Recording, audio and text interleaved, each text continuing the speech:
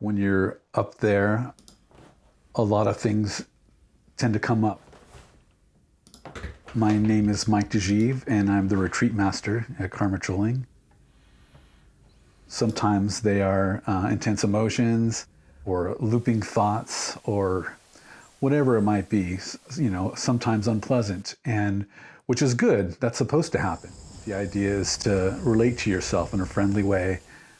A lot of times the Dharma advises that you do exactly the opposite of what you normally do.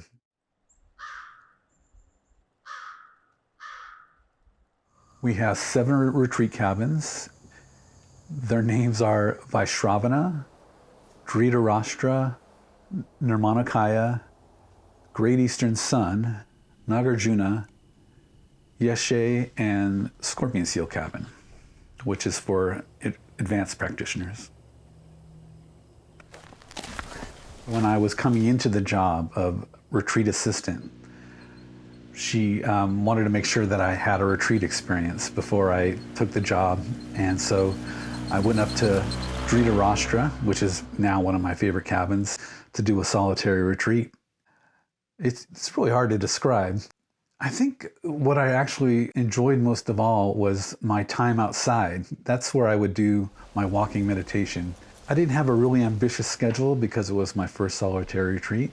So, I would sit for, at most an hour and a half to 2 hours with breaks for walking. And then I'd take a break and then I'd sit again. Outside, having the sky up there so that it's kind of intense in the cabin. And then you go outside and there's space all of a sudden. Things can arise in that space.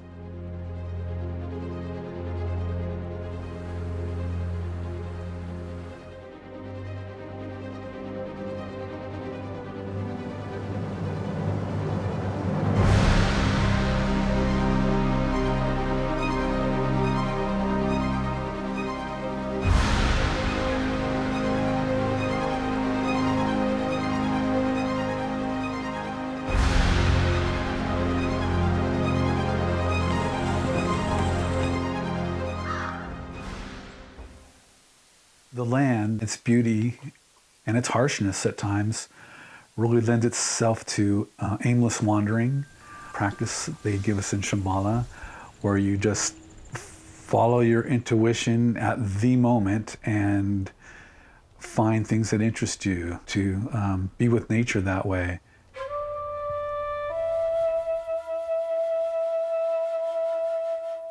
The reason for the simple environment is so that you can slow down and be with your mind without being squirmy, without trying to avoid what's coming up, but meditating, practicing the Dharma.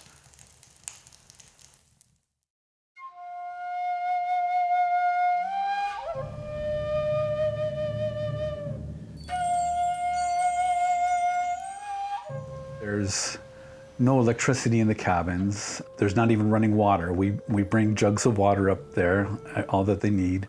There's a kitchenette, a bed, and a shrine, and a wood stove. The whole purpose is to simplify your environment so that you don't have piles of mail calling to you. You don't have a computer screen calling your name. You don't have the fence in the backyard to mend. You don't have children to look after. Just see what you're like without all that. Experiencing your basic goodness really is the point.